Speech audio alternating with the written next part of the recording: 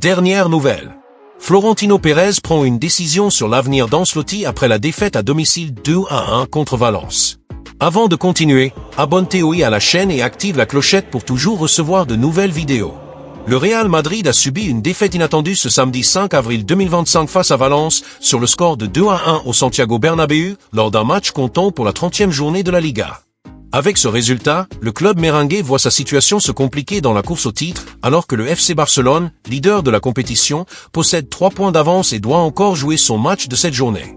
L'écart pourrait se creuser, rendant les chances du Real Madrid encore plus minces dans la dernière ligne droite du championnat. À la 10e minute de la première mi-temps, le Real Madrid a eu une belle occasion d'ouvrir le score. Valverde a récupéré le ballon dans son camp et a lancé une longue passe à Mbappé qui a été fauché dans la surface, entraînant un penalty. Vinicius Junior, chargé de le tirer, a frappé mollement au centre du but et le gardien Mamardashvili a facilement repoussé le ballon. Quelques minutes plus tard, Valence a profité d'un corner. Mukhtar Diakabi s'est élevé au-dessus de la défense merengue et a marqué de la tête le premier but des visiteurs, plongeant le Bernabéu dans le silence. Toujours en première mi-temps, le Real Madrid a réagi. Sur son premier corner, le ballon a été dévié par la tête de Bellingham et est revenu à Vinicius Junior, qui, cette fois, a réussi une superbe frappe dans la lucarne, égalisant le score. Malgré ce but, l'équipe de Carlo Ancelotti a dominé la possession et créé des occasions, mais a manqué de précision dans le dernier geste.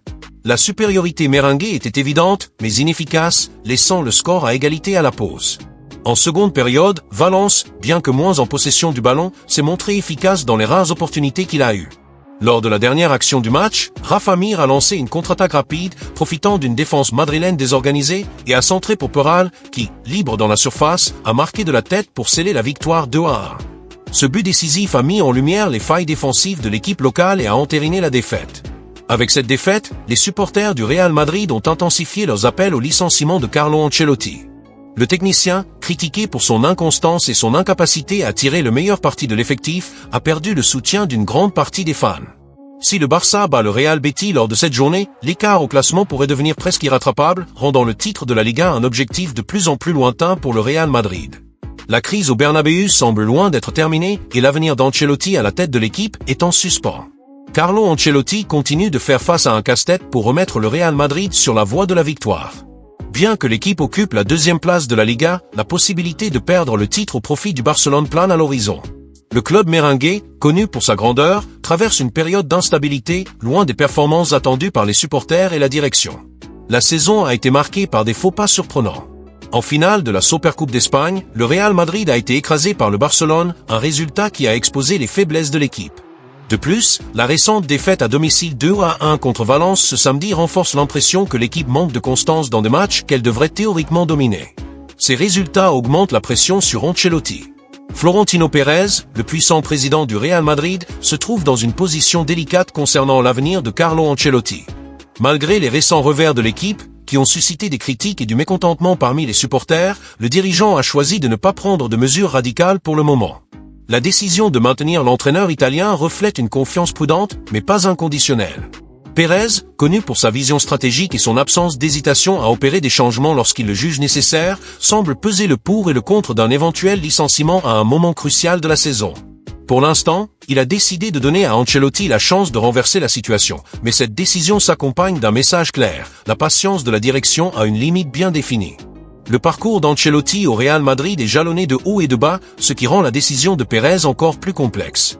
L'Italien, qui a déjà remporté des titres majeurs avec le club, comme la Ligue des Champions en 2014 et 2022, bénéficie d'un capital de confiance. Ses succès historiques plaident en sa faveur, mais le football est un sport de résultats immédiats et le présent a été moins clément avec l'entraîneur. La déroute face au Barcelone en Supercoupe d'Espagne résonne encore dans l'esprit des Madridistas, tout comme la défaite inattendue contre Valence au Santiago Bernabéu. Ces épisodes révèlent des failles tactiques et soulèvent des questions sur la capacité d'Ancelotti à tirer le meilleur d'un effectif rempli de stars comme Vinicius Junior, Bellingham et Modric. Pour Pérez, ces faux pas sont tolérables jusqu'à un certain point, tant que l'équipe reste compétitive dans les compétitions où elle est encore en lice. La relation entre Florentino Pérez et Carlo Ancelotti joue également un rôle dans cette confiance mesurée. Ancelotti est un entraîneur expérimenté, avec une attitude calme et conciliante, des qualités qui plaisent au président. Contrairement à d'autres entraîneurs passés par le club, comme José Mourinho, qui a eu des conflits avec la direction, Ancelotti entretient un dialogue plus harmonieux avec Pérez. Cependant, cette entente ne suffit pas à garantir sa pérennité à long terme. Le président, qui a déjà dirigé le Real Madrid lors de 2 périodes de grand succès, les Galacticos au début des années 2000 et la dynastie de la Ligue des Champions dans la dernière décennie, sait que le prestige du club repose sur les trophées. Ainsi, la décision de ne pas limoger Ancelotti pour l'instant semble être davantage un vote de confiance temporaire qu'un pari définitif sur le travail de l'Italien.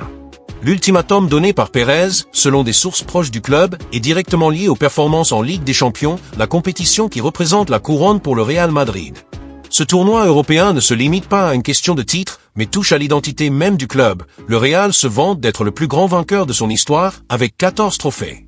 Une élimination précoce, notamment en quart de finale contre Arsenal, serait un coup trop dur à encaisser. Dans ce scénario, le départ d'Ancelotti deviendrait presque inévitable, indépendamment de son passé glorieux. Pérez sait que les supporters et la presse ne pardonneraient pas un échec sur une scène aussi importante, et lui-même, en tant qu'architecte du projet actuel du Real Madrid, n'est pas prêt à mettre sa réputation en jeu par loyauté envers un entraîneur en déclin. D'un autre côté, le choix de maintenir Ancelotti reflète aussi une analyse pragmatique de la situation actuelle. Le Real Madrid reste deuxième de la Liga, à quelques points du Barcelone, et est qualifié pour la finale de la Coupe du Roi, où il aura l'occasion de prendre sa revanche contre son rival catalan le 26 avril. Ces éléments suggèrent que la saison n'est pas encore perdue, et un changement d'entraîneur maintenant pourrait apporter plus d'instabilité que de solutions. Pérez, qui a déjà traversé des crises similaires par le passé, sait que limoger un coach en cours de saison est un pari risqué. Des noms comme Zinedine Zidane, qui a quitté le club en 2021, ou même des options plus audacieuses comme Xavi Alonso, actuellement à Bayer Leverkusen, pourraient être envisagées, mais une transition demanderait du temps, un luxe que le Real Madrid n'a pas au milieu d'un calendrier aussi chargé. De plus, la décision de Pérez porte une dimension symbolique. Ancelotti est l'un des rares entraîneurs à être revenu au Real Madrid après une première expérience réussie, ce qui témoigne de la confiance que le président a placée en lui en 2021 lorsqu'il l'a rappelé d'Everton. Cependant, cette deuxième période n'a pas retrouvé l'éclat de la première, et l'usure naturelle d'un cycle prolongé commence à se faire sentir. Malgré cela, Pérez semble prêt à offrir à l'Italien l'opportunité de prouver sa valeur dans les mois à venir, notamment lors des confrontations décisives à venir. La finale de la Coupe du Roi et les matchs contre Arsenal en Ligue des Champions seront de véritables épreuves du feu pour Ancelotti, et leurs résultats détermineront si la confiance de Pérez était justifiée ou si l'ultimatum se transformera en action. En résumé, la position de Florentino Pérez est un équilibre entre pragmatisme et attente. Il reconnaît les mérites d'Ancelotti, mais ne ferme pas les yeux sur les problèmes récents. Le message est clair, l'entraîneur bénéficie du soutien de la direction, mais ce soutien est assorti d'une condition explicite.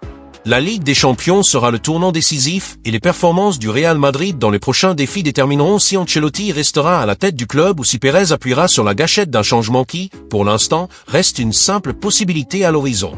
La Ligue des Champions, plus que toute autre compétition, est devenue le véritable baromètre pour mesurer le succès ou l'échec de Carlo Ancelotti à la tête du Real Madrid. Selon les informations recueillies par le portail Relevo, la continuité de l'entraîneur italien est intimement liée aux performances du club dans ce tournoi, qui représente la grande scène du football européen et une obsession historique pour les Merengues. Une élimination inattendue, notamment en quart de finale contre Arsenal, pourrait être le coup fatal qui scellerait le départ d'Ancelotti du Santiago Bernabéu. Pour la direction, menée par Florentino Pérez, cette compétition ne se limite pas à une question de titre, mais touche au prestige et à l'identité. Après tout, le Real Madrid est le plus grand vainqueur de l'histoire de la champion, avec 14 sacres, et tout résultat en deçà des attentes est jugé inacceptable. L'importance de la Ligue des Champions pour le Real Madrid va au-delà des chiffres. Depuis l'époque d'Alfredo Di Stefano et Ferran Puskas dans les années 1950, lorsque le club a remporté 5 titres consécutifs, la compétition est devenue une partie intégrante de l'ADN madridista. Cet héritage a été renforcé au cours des dernières décennies, avec l'âge d'or sous la direction de Zinedine Zidane, qui a conduit l'équipe à 3 titres consécutifs entre 2016 et 2018. Ancelotti, de son côté, a également marqué l'histoire en remportant le tournoi en 2014, avec un retournement épique contre l'Atlético de Madrid en finale, et à nouveau en 2022, lors d'une campagne improbable face à des géants comme le PSG, Chelsea et Manchester City. Ces exploits nourrissent l'espoir que l'Italien puisse réitérer ce succès, mais les signes d'usure cette saison remettent en question cette capacité. La confrontation imminente avec Arsenal en quart de finale est le prochain chapitre de cette histoire. L'équipe anglaise, dirigée par Mikel Arteta, connaît une ascension, avec un football dynamique et une défense solide, ce qui promet un test difficile pour le Real Madrid. Le match aller, disputé à l'Emirates Stadium à Londres, sera un défi à l'extérieur qui exigera de l'effectif merengue concentration et résilience, des qualités qui ont parfois fait défaut cette saison.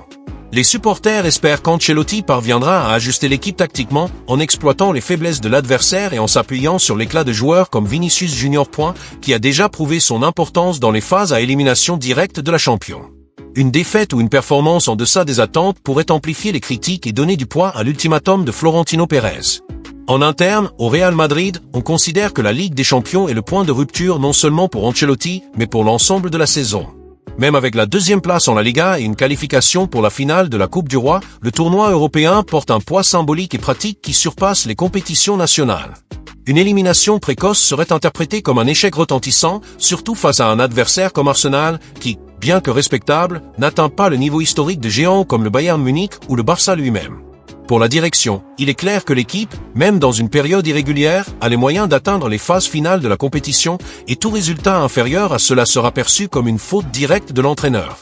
La pression sur Ancelotti est encore plus forte lorsqu'on prend en compte le contexte actuel du football européen.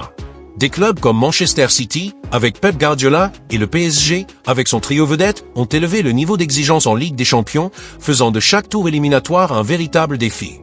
Le Real Madrid, autrefois roi incontesté du continent, doit maintenant prouver qu'il peut encore rivaliser dans cet environnement de haute intensité.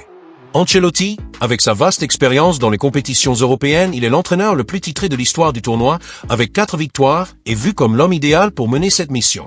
Cependant, les récents faux pas, comme la défaite contre Valence et la correction subie face au Barça, soulèvent des doutes sur sa capacité à adapter l'équipe aux exigences actuelles. L'avenir d'Ancelotti au Real Madrid repose donc entre les mains des joueurs et du destin qui se jouera sur les pelouses de la Champions. Si l'équipe parvient à passer Arsenal et à maintenir l'espoir d'un nouveau titre européen, l'Italien gagnera du répit pour rester en poste, peut-être achever la saison avec des trophées. En revanche, une élimination en quart de finale serait le déclencheur d'un changement déjà évoqué en coulisses. Des noms comme Xavi Alonso, qui réalise un travail impressionnant à Bayer Leverkusen, ou même un retour de Zidane, commencent à circuler comme possible remplaçant si le pire scénario se concrétise. Les supporters, toujours exigeants, auront également un rôle clé. Un échec en champion pourrait transformer les applaudissements en huées, accentuant la pression sur la direction pour agir. En fin de compte, la Ligue des Champions est plus qu'une compétition pour le Real Madrid, c'est un jugement. Pour Carlo Ancelotti, les prochains matchs seront une opportunité de réaffirmer ses compétences et de justifier la confiance que lui a accordée Florentino Pérez. Le duel contre Arsenal, prévu en quart de finale, sera le premier grand obstacle de ce parcours décisif. Le résultat déterminera non seulement la direction de la saison, mais aussi le destin d'un entraîneur qui, malgré un passé glorieux, doit prouver qu'il a encore quelque chose à offrir au club le plus titré d'Europe. Le ballon est sur le point de rouler, et avec lui, l'avenir d'Ancelotti au Real Madrid.